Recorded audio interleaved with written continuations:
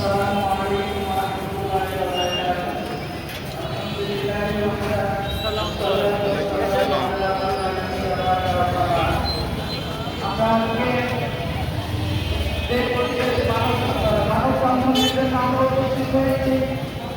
তার বিষয়ে সকলে জানি।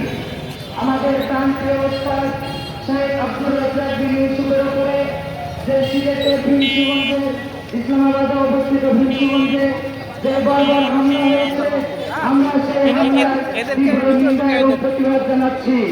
আমাদের আল জামিয়া সালাফিয়ার প্রত্যেক ছাত্রের প্রান্তীয় শিক্ষক শেখ আব্দুর রাজ্জাক বিন ইউসুফের উপরে যেই অবর্বর হামলা হয়েছে, এই হামলার আমরা তীব্র নিন্দা জানাই।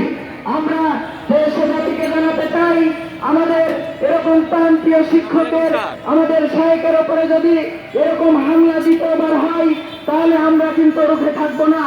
আমাদের ছাত্ররা, আমরা প্রান্তীয় উস্তাদের ক্ষেত্রে আমরা বলতে চাই, বাংলাদেশের কোন আলেমের উপরে আমরা এরকম বর্বর হামলা আমরা প্রত্যাশা করি না। আমাদের আজকে আব্দুর রাজ্জাক নয়, বরং বাংলাদেশের যত আলেম ওলামা রয়েছে, খ্যাতনামা আলেম ওলামা রয়েছে, যার উপরে এরকম হামলা হবে, আমরা তার ক্ষেত্রে নিন্দা জানাবো।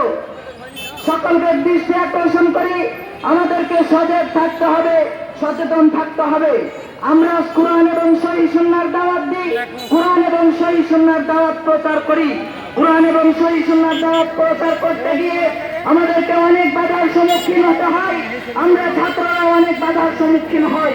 আমরা এক্ষেত্রে প্রশাসনের ক্ষেত্রে দাবি জানাবো, আমাদের যেন সুব্যবস্থা থাকে। আমাদের দিন প্রচারের ক্ষেত্রে আমরা কুরআন এবং সহিহ হাদিসের দাওয়াত সর্বাগ্রে সবার কাছে পৌঁছে দিতে চাই। আমরা এই বলে আমার কথা শেষ করছি। আসসালামু আলাইকুম ওয়া রাহমাতুল্লাহ।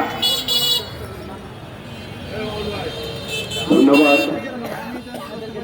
সম্মানিত তাওহীদি জনতা, আজকের এই মানববন্ধন ও প্রতিবাদ সমাবেশে সংক্ষিপ্ত বক্তব্য নিয়ে আসছে আল জামিয়া সালাফিয়ার বিদায়ী ছাত্র হাবিবুল্লাহ।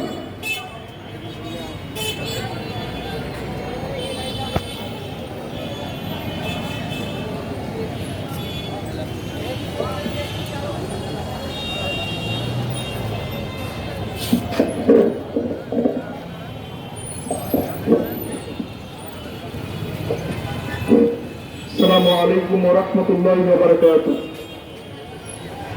الحمد لله وحده والصلاة والسلام على رسول الله وبعد. বিক্ষুব্ধ তরঙ্গ সাগর মাঝে বেঁধে দিলে মোড়ে তক্তায়